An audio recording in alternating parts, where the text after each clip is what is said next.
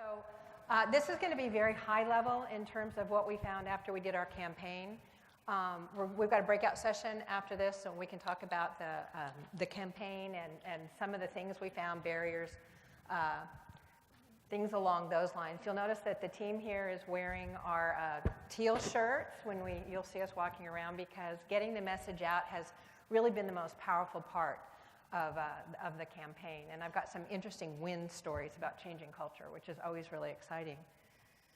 So before I get started, I just want to briefly explain a little bit about us. We're an island state, and we are all of public higher education for the state. We're comprised of 7 community colleges, 2 comprehensive institutions, and a Research One flagship university.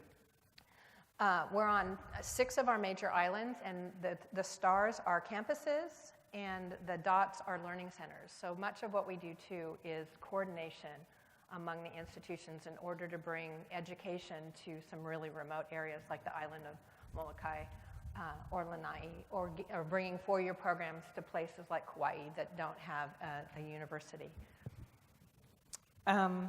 I wanted to say we have, did I say 7 community colleges, and our total enrollment is just over 50,000 students for the entire system. So this all kind of started in 2010 when, before I got to Hawaii, the team came to a Complete College of America Completion Academy and were asked to bring data and focus on 4 different areas in terms of understanding the data. We decided to try to get students through more quickly. Our 150% graduation rates were okay, but our on-time completion rates were dismal. They're still not great. All kinds of reasons why students don't make it through, but it was a real problem for us. So that's what we decided to focus on. So in 2012, the University of Hawaii decided to engage in something we call the Hawaii Graduation Initiative, or HGI, a system-wide effort to promote student success and reduce time to degree. And 15 to finish became a key strategy of that. And really, I'm going to tell you the biggest game changer that we've been able to affect so far. What we've done is we're using data and very aggressive media campaigns to share key messages with students, parents, and the community. Just really making them aware that there's no way they're going to get through unless they do a minimum of 30 credits a year for a 4-year, or that they keep on path for certificates or associate's degrees. It's also formed the basis for policy changes. We found that we needed to have policy changes and procedure changes. And what some of you will find when you go back is some of the biggest barriers are your own procedures or your own policy, the way that we've been doing business in education up to this point. And that, we're finding, is one of the biggest hurdles, getting advisors and faculty and administration to think about these things differently. It also brought focus to campus initiatives around student success and helped us redefine really what student success looks like and what our key metrics and indicators should be. And it helped us in shifting the norm from 12 to 15 credits per semester. And I'm going to tell you, that has been such an amazing win.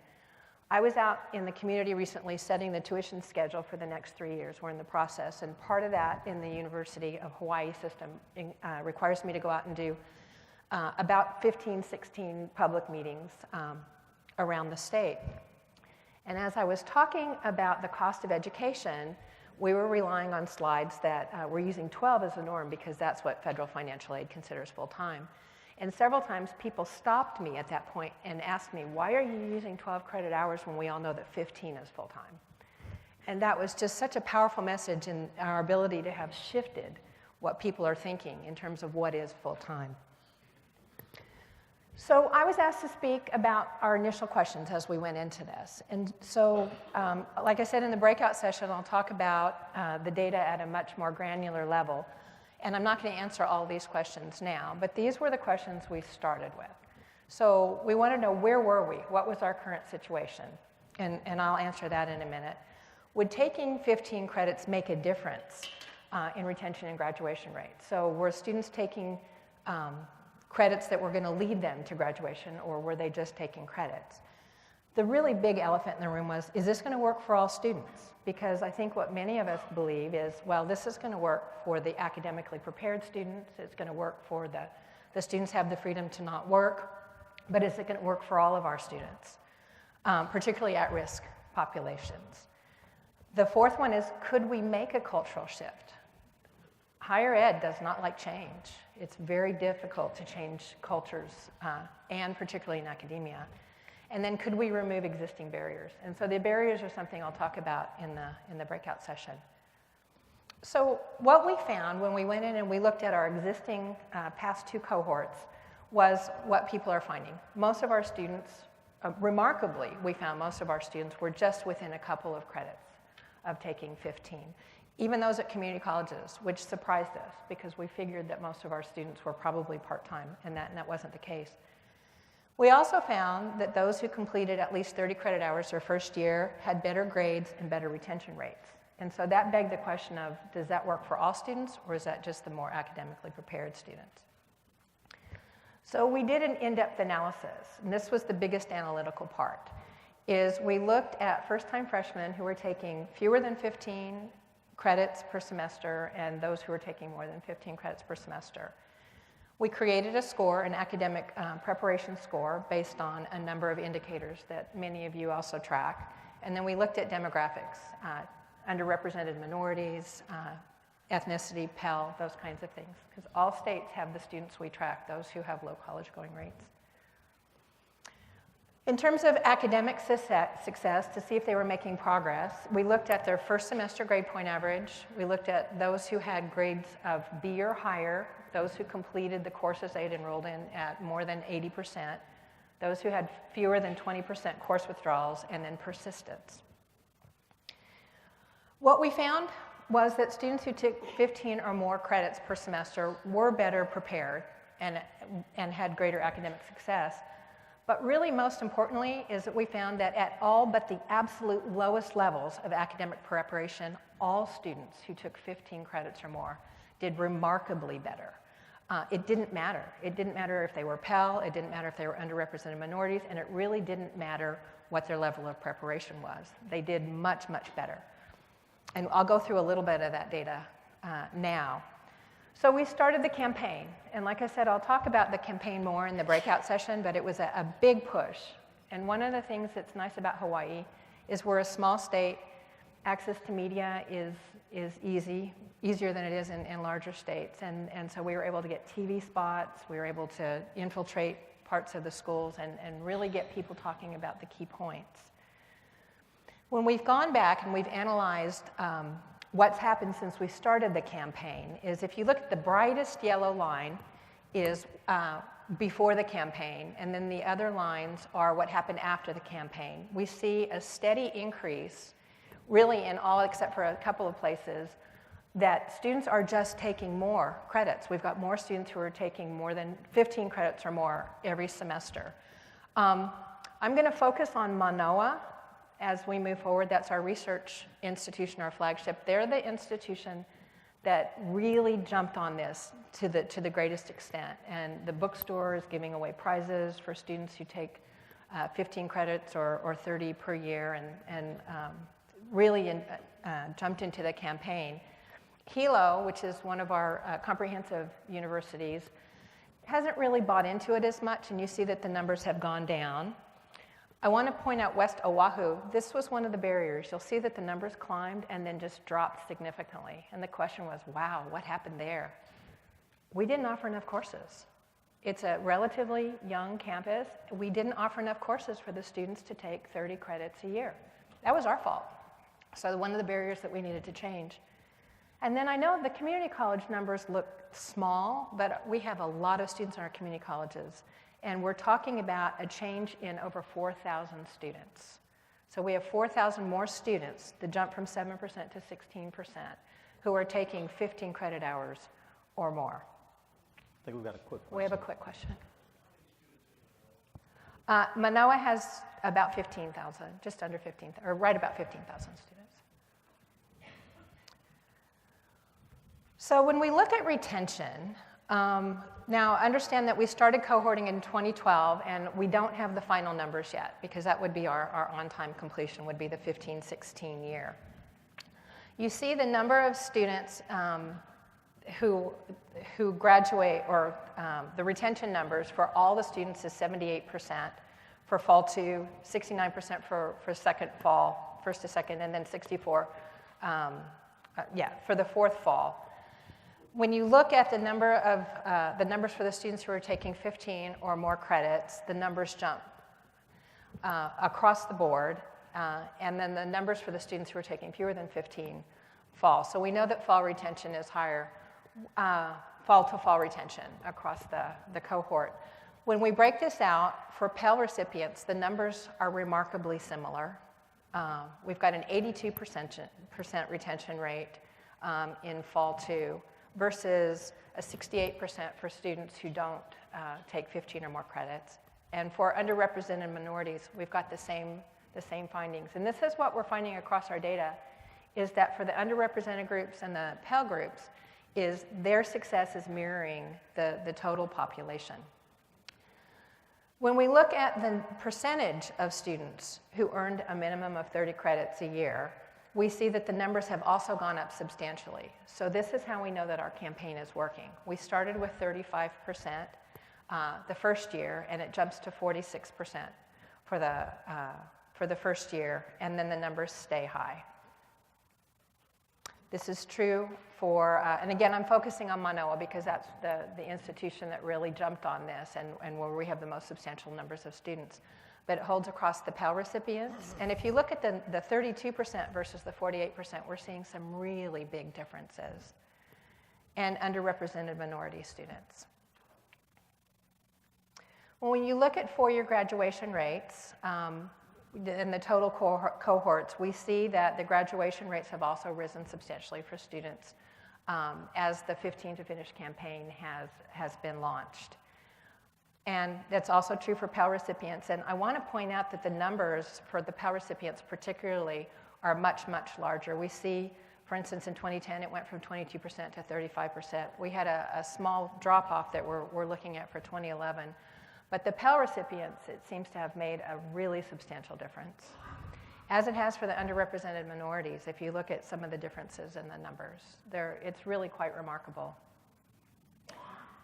So in summary, we believe that the campaign has been really successful. First-time freshmen have benefited the most. They have the greatest amount of time to get on track and stay on track in terms of finishing on time. Pell and underrepresented students who took who took 15 or more credits did much better than those who didn't. And to the extent that we believe that really those students should be the ones we should be focusing on taking at least 15.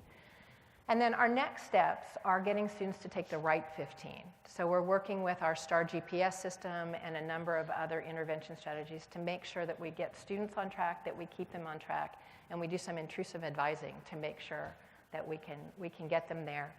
We've also realized that for many students, 15 per semester may not work, so we're working on strategies to get students to complete 30 a year, which is what we're hearing particularly from the community colleges.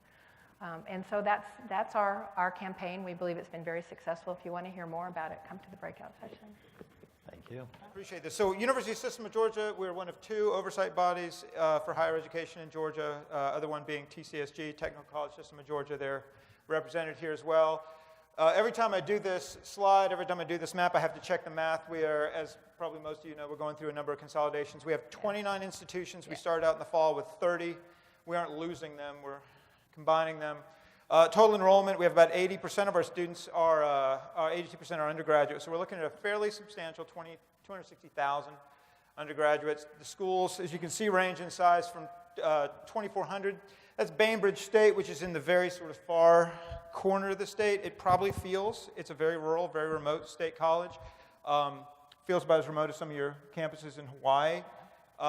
We have University of Georgia, obviously. We actually just consolidated the Georgia State University and Georgia Perimeter, which is an access institution combined with a research institution. It's a fairly interesting hybrid, and that's actually going to give us an institution of heft, a 51,000 student institution. We'll be going down to 28 institutions in a year as well with the consolidation of an HBCU with an access institution. So that's sort of an overview of the system. One of the things that's important to note about that from my perspective is if you look at the map, we have a lot of state colleges that are semi-isolated and state universities south of the fall, which is to say in the rural part of the state. We have a highly heterogeneous system in our governance structure provides a lot of discretion to our institutions. And that's important from a policy rollout standpoint. So we started with 15 to finish in 2012 or so. We had a few institutions that actually adopted this earlier than this. They had started working on this. And we've had a fairly diverse implementation model. And I mention this because the next slide you'll see some evidence of what happens when that works like that. But because of that, it's become somewhat of a live experiment. Whoops, I went the wrong way.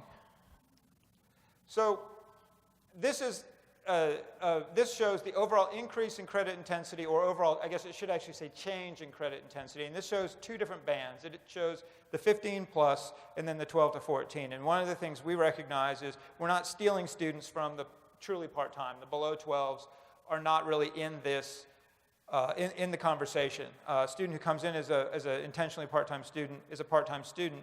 And we see that. No matter whether we intentionally do this or not, these graphs look like mirror images almost halfway across, because the schools where you're seeing big increases in the percentage over these 3 years in 15 credit hours are exclusively losing those students from their full-time but not on-time, we call it, credit taking. Clearly Augusta University, which is a research university, has taken a strategy that involves a tuition structure and a marketing campaign, extremely successful.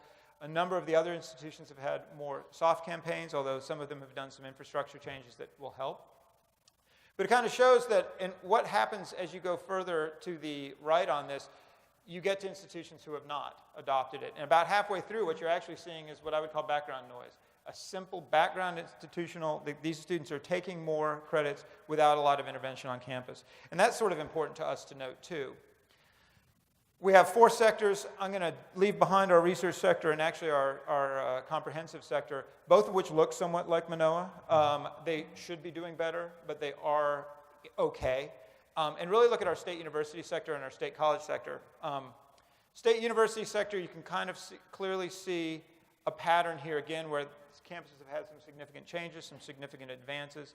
And we'll talk a bit more about each of them, not significantly. But the message here, certainly with what you see with Georgia Southwestern, Helen Tate is here. We'll talk about that this afternoon. And they have put in place a tiered range of activities that really drive this forward. When you get down to Clayton State, and you're seeing about a 25-30% increase in the percentage of students taking 15 credits over where they were in 2012.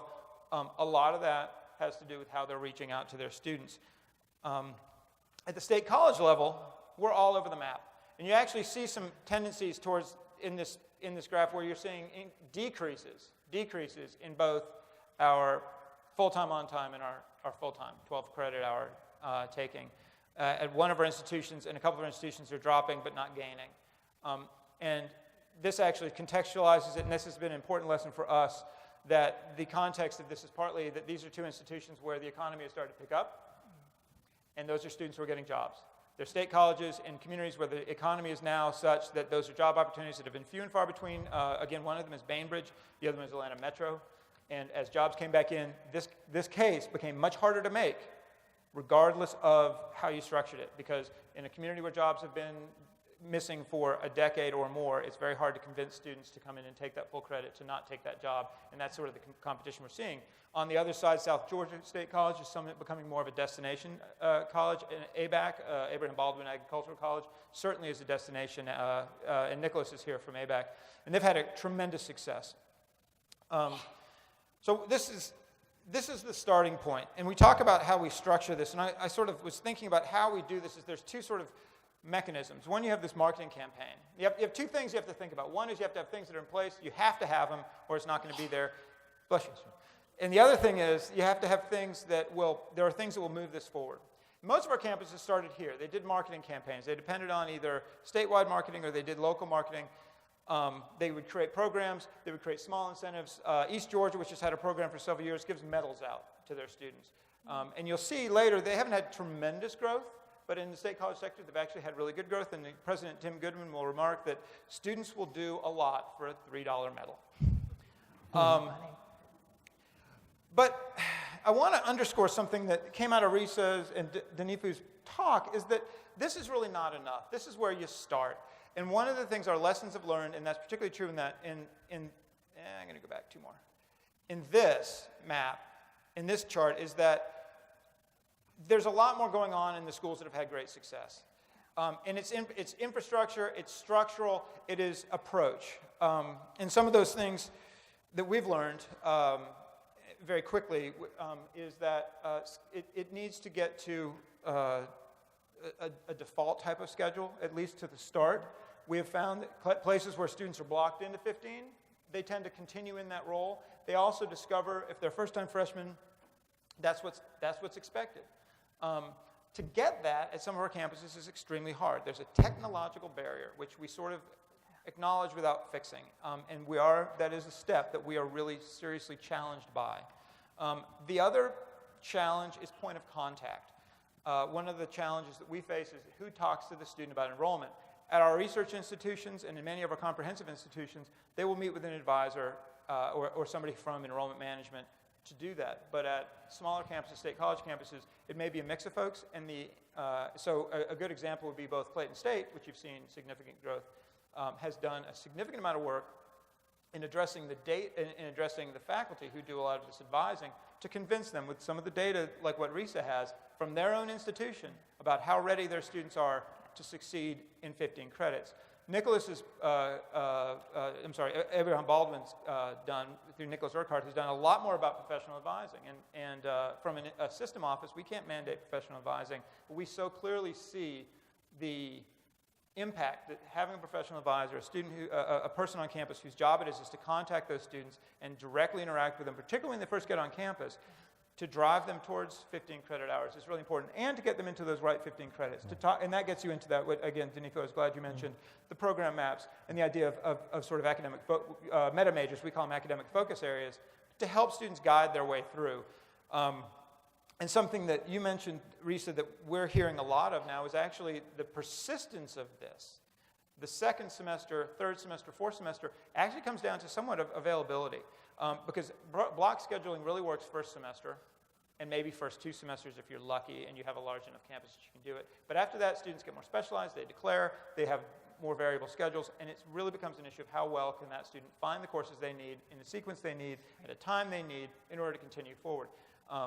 And if that knowledge isn't available on campus, you can advise them to take 15 credits, and they don't take the right 15 credits. And they will continue to take 15 credits because they've learned that lesson. There's a cultural learning that goes on, but they will then take a whole lot of electives. And we actually see, and it's something that we look at in data as credit accumulation, so you want to do this in parallel. Track your student data and track your credit-taking data, but don't forget about credit accumulation at degree award, because that's really important. I want to go through just very quickly. We've had some all-stars. Augusta, I want to talk with these all-star states about sort of specifically what they've done, and then I want to get it on to Teri quickly. But Augusta University began with a bang. They essentially shifted their practice of enrolling students. They have a tuition model that caps at 10, so your 5th class is free. And I will tell you that at a research institution, the 5th class is free is a strong message, particularly at an institution like Augusta, where unlike Georgia, University of Georgia and Georgia Tech, Hope Scholars are not necessarily going to Augusta University. So they are actually, this is a very price-sensitive population, and it's a very price-sensitive parent population. And they have had a great deal of success using this very targeted, comprehensive marketing campaign along with the tuition ban to drive that forward.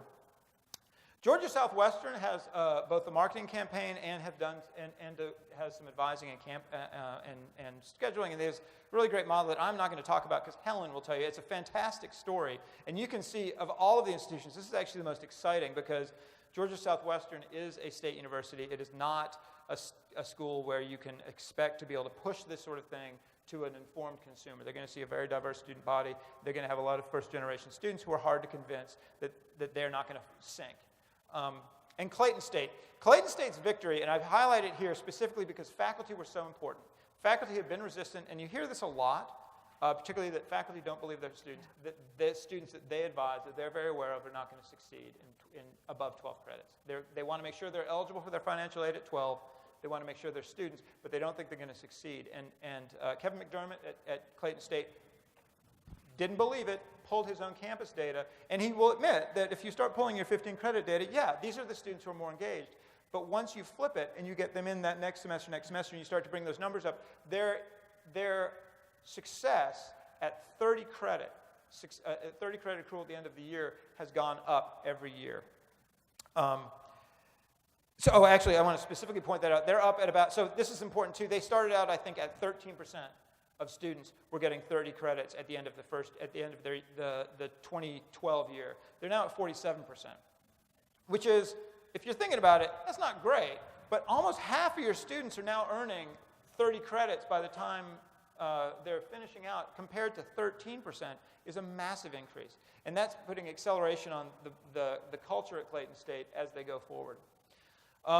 These are all state colleges. State colleges, for our perspective, face the biggest challenge with this. They don't have captives. They can't really capture their students very well, but it works at state colleges within a context. Again, Abraham Baldwin, I encourage you to talk to Nicholas about work they have done here. Nicholas, could you wave your hand, unless you're shy? There he is. Nicholas Urquhart will talk about some of their changes, particularly in advising and enrolling students when they show up. Much of this at Darton, South Georgia, and College of Coastal Georgia has had to do with who talks to students. I'm also going to point out something that the right-hand side shows you is, I think this is the limitation of marketing. By and large, those three institutions don't do a lot of default scheduling. And I don't think you get above 40% of your students, first-time freshmen, making it. I think you have to put in place, in fact, I'm convinced of this, I don't have the data, but I'll just say it. And I'll be clear, Denifo, I know you're a skeptic, but I'm convinced that there is a limitation to your marketing tool, and that has a lot to do with the other cultural pressures on campus that you hear. And it actually is supported by this, which is my last slide, and that context matters. East Georgia has had a hard-driven program for this for 3 years. It was one of the first campuses to really go out of the box on this, and they have got to 20%. And if I was looking at any other institution, I would look at this as somewhat of a very disappointing result. And I think they kind of do, but they also look at that 20%, and one of the things they've followed through is that those students that they have affected are actually doing significantly better than their general population. So this is, there's a bit more in that, but equally that student body is highly economically sensitive to needing to work. So that is true at, again, Georgia Perimeter, where you have a lot of part-time, but you also have a lot of faculty resistance. And the other thing I will say about all three of these, very heavy faculty involvement in student enrollment. And faculty at certainly Perimeter and Atlanta Metro have been resistant to the idea, very concerned about their student body population not being able to support it. Atlanta Metro has seen growth actually in their, some growth in their students who are really dropping down to that very bottom level of their credit intensity, partly from economic reasons. So again, I caution with this is that there is a comprehensive system buy-in with, the big takeaways, arguably would be marshal your data, as you note, and get it in front of the people who help students make those decisions. Make it really easy, in fact, make it the cultural norm to get into that 15th credit early.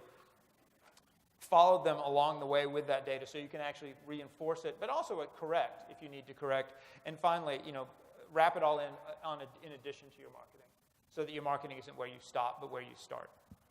So I'm at the University of Houston, which is a large Tier 1 research institution. We have about 42,000 students. And like you heard from the other speakers, we started fairly recently looking at how to implement 15 to finish strategies, and specifically starting in 2013 under the leadership of our Provost Paula Short, who's here with us today. And we really started by looking at the data. What is the data telling us? We had low graduation rates, both 4 and 6 year. But beyond that, what were some of the barriers that we were facing? One of which was low credit accumulation per semester and per year. We had about 29% of our undergraduate population at that time completing 30 credit hours per year, and about 38% of our freshmen completed 30 credit hours in their first year. So that gave us quite a bit of insight as to why we were seeing some of the low graduation rates that we were seeing. So we, in 2013, started designing a program called UH&4, and what I want to do for a little bit this morning is to describe that program to you. You know, heard Jonathan talk about going beyond marketing. We started with marketing, but really built into this program tools and resources to do two things. Number one, to change the culture, to shift the culture at our institution from expecting, or viewing 12 credits per semester as full-time, going back to what Risa was talking about, and to expect students to take 15. And we had, one of the barriers that we faced early on is an apprehension on the part of our faculty, staff, and students as to whether they could do this. Mm-hmm. And actually, we used the study that you talked about that the University of Hawaii conducted, which was somewhat convincing as we were pushing out this new program to help our faculty, staff, students, and parents understand that students can do this. And so we put this program into place, number one, to start and build a foundation for a strong culture shift to expect four-year graduation. And number two, we put the program into place to not only set these expectations, but to provide students, faculty, staff, parents with the tools and resources to enable students to achieve this goal that few of our students had set previously. So I want to go through what the UH&4 program is and then some of the early data we have. We planned the program in 2013. We implemented it in fall of 14. So we have one full academic year's worth of data, and in August, September, we'll have 2 years to share. The UH&4 program it's a partnership with students. We promote it as a partnership. There are responsibilities both of the university and of students that I'll go over shortly. There are two components to the UH&4 program. One is a graduation plan, and the other is a fixed tuition plan. So within the graduation plan, we are promising students four-year graduation for those who are eligible, and I'll talk about eligibility shortly, and for those who meet the continuing responsibilities through the 4 years. Eligibility, as we'll discuss, is based on academic performance and progress, both initially and continuing. And we promise for students who do meet eligibility requirements and continuing requirements, no tuition beyond 4 years if the university causes the student's delay. We have attached to this graduation plan, and so this is a student's commitment to, upfront commit to doing what it takes to graduate in 4 years, and we lay out in the text of the plan exactly what they need to do. So there's really no question, they just need to follow the plan. For students who sign up for the graduation plan for UH&4, they get access to fixed tuition, which the year that we rolled out UH&4, fixed tuition was mandated in Texas. And we decided to use this as a financial incentive for students to graduate in 4 years. So our fixed tuition plan guarantees the same tuition rate for 4 consecutive academic years for students. It is for unlimited credit hours in fall and spring, so a student could take 15, they could take 18, more than 18, which is easily done through short mini semesters, all for the same fixed tuition rate. Summer tuition is not included in our fixed rate, but there is a significant reduction in summer tuition for students in this plan. So there's a significant financial incentive for students to meet and maintain eligibility requirements, which again are based on satisfactory academic performance and progress leading to that 4-year graduation goal. So for students to be eligible to join UH&4, they have to start at the university as a freshman. Each fall is the new start date. And they have to start in an eligible major. We only have one non-eligible major at the university, and that is an architecture degree that's 160 hours. Students to join the plan and to be initially eligible, they have to sign up for at least 15 credits their first fall semester at the University of Houston, and these credits must be toward their degree.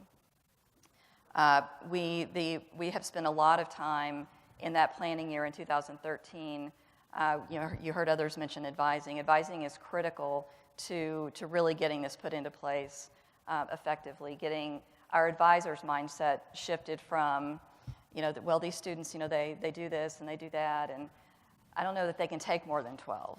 And so putting data in front of them, like the University of Hawaii data and some others, has helped shift that advising culture. So now our advisors are, from day one during orientation, telling our students, take 15, here's how you take 15, here are the 15 that you take through academic maps that we've developed.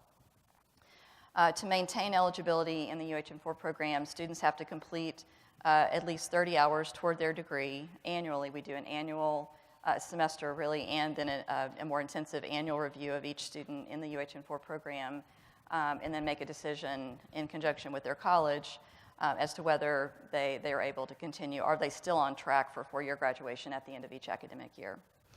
And to do this, of course, they need to maintain good academic standing, which is another thing that we monitor. So in terms of resources and tools, we designed this program to not only shift the culture and the thinking and the expectations toward 4-year rather than 6 or more years of graduation. At the same time, we wanted to be sure that we put the tools and resources in place to help our students, to help our faculty, our staff, and our parents assist these students in reaching the goal. And we learned a lot from other institutions, by the way, as we were looking at our own data and where are students struggling, what are the barriers, and what are some best practices that we have seen at other institutions. And so much of that you see reflected here. One of the first things we did was to develop 4-year academic maps for every major on campus. And we have each of these. They're updated every year. We have a really comprehensive UH&4 website where these are posted. They're given to our students at orientation when they come in the summers. And this really is the roadmap for our students in terms of the courses you take, the order in which you take them, so that they can graduate in 4 years. So there's really no question each semester as to what they should do. We, at the same time, we're shifting our academic advising culture from being reactive to being more proactive and outcomes focused. So our advisors have gone through a great deal of training, their own culture shift. So students get advised during orientation when they come in the summer. They're told about UH&4. They sign up for UH&4 before they start classes in the fall. Their advisors talk to them about the maps, make sure that they're enrolling in classes that are on the maps. And then we counsel our students to see their advisors every semester before they enroll in the next semester to make sure that they're on track, to make sure that any barriers that they're facing are being addressed in the moment rather than 2 years later when it's too late. We also have online degree planning and audit tools, degree audit tools, to help our advisors and our students kind of see where they are, what they have left in the program. They can do this at any point. We give our UH&4 students priority registration. That's been a big drawing point for them because we want them to get, and they need to get into the classes that are on their maps. So we do give them that priority registration.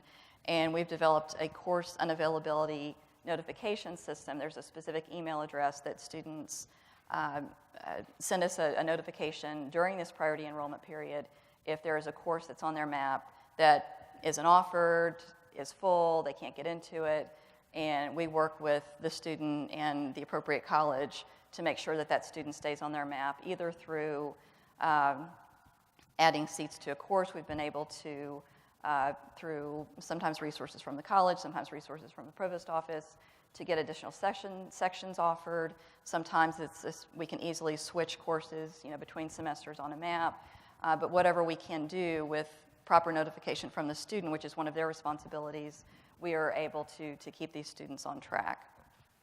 It also requires some proactive action on the part of students. We tell our students and our parents that the UH&4 program is also a teaching tool for students to teach them how to be engaged in and take ownership of their own educational journey. And we've provided them some guidance as to how to do that. So as I mentioned, one of the barriers we faced early on when we were first designing this program and first communicating with the campus about it was some apprehension about can our students do this? Our students, they work, they do this, they do that. I just don't know if they can take more than 12 hours. I don't know if 4 years is realistic for these students. I don't know if they can take 30 credit hours per year. And certainly the University of Hawaii data helped, and as we have seen our own outcomes, and this reflects outcomes after year 1 for this fall 14 cohort, our campus has become more and more convinced that this is doable for our students, given the right resources and tools. So what you see here is a summary of our first year outcomes. Students in this fall 14 cohort who joined UH&4 compared to those who did not, and about 49% of the incoming fall cohort, which was about 4,000 students roughly, about 49% joined UH&4. Those who did had higher levels of retention, a higher percentage of the group completing 30 hours in their first year, higher first year cumulative GPA, and fewer on academic warning or probation, meaning fewer with a GPA below 2.0, compared to those who did not join the program. More importantly, however, is we saw improvement across these outcomes in the cohort overall compared to prior cohorts, and that's what you see in the last 2 columns. Looking at a 3-year average, so again, we implemented this in fall of 14, so we looked at how have our cohorts before we implemented UH&4, how have they been performing? And you can see the cohort overall performed better than these prior cohorts, also across all of these 4 outcomes. Even more important, I think, is some of the biggest gain that we saw really was in credit hour completion. So we were really focused in our maps and in our marketing and our advising shift on getting students to successfully complete the right 30 credit hours per year by following the maps, by some proactive advising.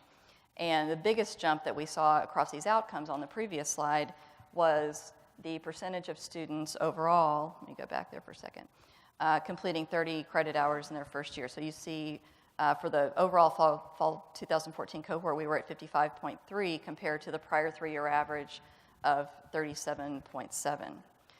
The biggest increase is once we looked at subpopulations, within this cohort, the biggest jumps that we saw were in some of the most underrepresented populations and some of those populations that have struggled in the past, and you see these data here with first-generation students, Pell-eligible students, African-American students, and Hispanic students, really seeing the biggest jumps from before UH&4 implementation to after with 30 semester credit hour completion. So we're really excited about this. As I mentioned, this is very new. We're just completing our 2nd year with UH&4. At the end of the summer, at the end of this academic year, we will have now another year's worth of data for this fall 14 cohort, and then our first year of data for our fall 15 cohort. So we're excited to see what that looks like and share that as we get it. Good, thank you very much. Thank you.